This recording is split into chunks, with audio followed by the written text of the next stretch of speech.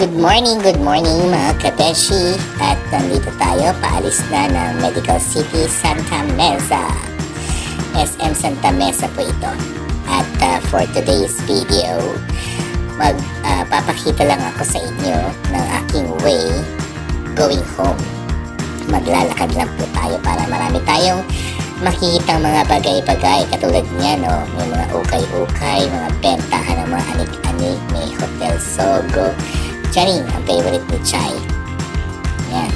Tapos nandito tayo ngayon sa ilalim ng LRT along Aurora Boulevard. And sa likod ko papuntang Cubao, sa harap ko naman papuntang Quiapo. Yan, this is, ano na ba to? Dumaan tayo ng Mercury Drug, diba? Mercury. Tapos sa kanto po nito ay yung Bimapa Street. Dahil lampas na po tayo ng Bimapa Station ng LRT. Tapos tatawid tayo dun sa kabila. Papunta ng Santol. Dadaan tayo ng Shakey's pero hindi tayo papasok. Dadaan lang. Jeff. Ayan na po. Ito na po ang kanto ng Bimapa. Ayan. Tapos tatawid tayo there. Sa mga bilihan ng mga gita-gitarahan. Ayan yung Shakey's. Diba? Sabi ko sa inyo, dadaan tayo eh. Meron pa tayong dadaanan. McDonald's. Pero dadaan lang din tayo talaga. Ayan. Ilalim pa rin po ito ng LRT Aurora Boulevard. Tapos sa kanto, yun na. Diba nakita nyo yung McDo. Tapos Santol, and then papasok po tayo ng Santol papunta sa Mangga Avenue pa yun. At tapos, ayun, lalakarin natin. So, nakatipid ka na ng Jomasai for today. Nakapag-exercise ka pa. Diba? So, 2 birds in 1 stone. Ito po ang yung Silk Residences dito sa Santol. Nagsara lang ako ng payong ko kasi kanina medyo sunny. Alam mo na. Ngayon, ayan, tatawid tayo sa Wilcon. Papunta ng Mangga Avenue. Tapos, dadaan tayo dyan sa lugar ng mayayaman. Dito sa Sampaloc area. Makikita nyo, papakita ko rin sa inyo yung mga malalaking bahay. Ayan, ang laki ng street nila, malawak. Enjoy lang muna kayo dyan habang tayo ay naglalakad. Marami ka namang makikita mga tanawin. Kaya carry boom boom lang yan, mga beshi. Diba? At least dito tahimik, kukunti lang ang sasakyan, paisa-isa. Wala masyadong tao, hindi crowded, hindi ka pagkakaguluhan ng mga fans o mga bashers. Char. So at least tahimik dito, peaceful ang paglalakad.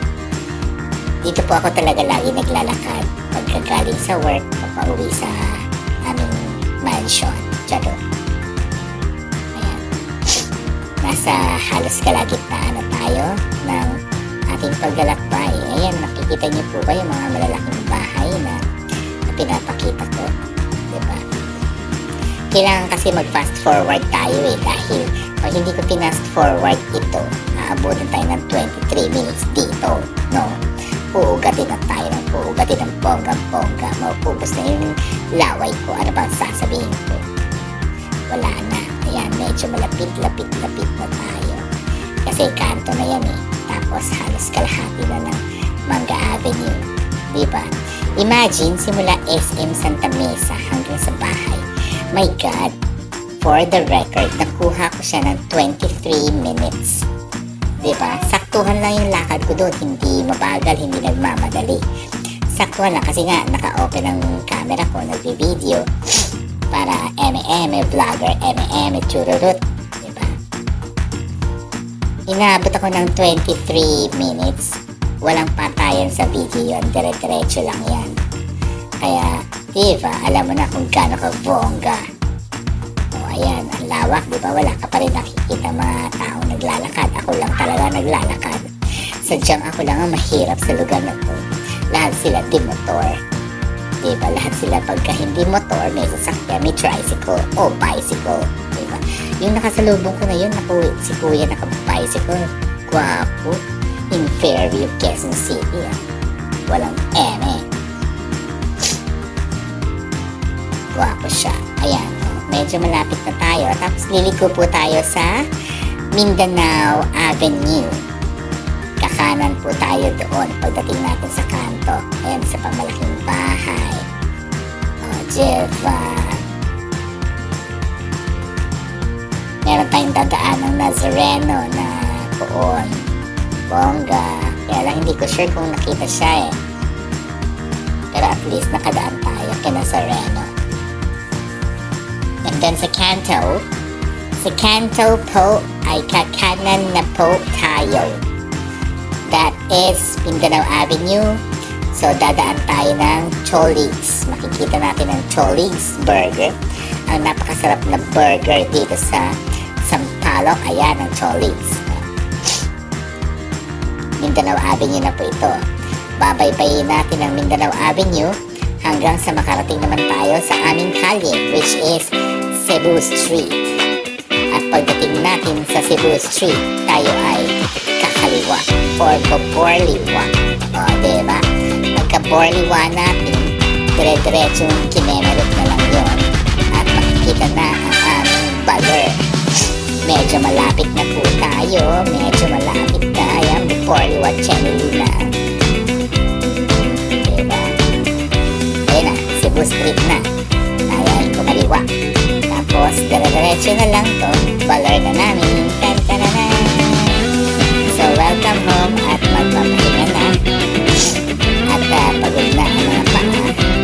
Kaya yung tindahan ng Ate Gemma. Sa malapit na tayo. Konting kendo na lang. Bahay na. Ayan na, makikita nyo na yung pulis sa kanto ng Cebu at Visayan. At pagka nakita mo yung arko, ayun na, bahay na namin. At hanggang sa susunod na muling paglalakbay mga kabeshi, magkita-kita po tayo ulit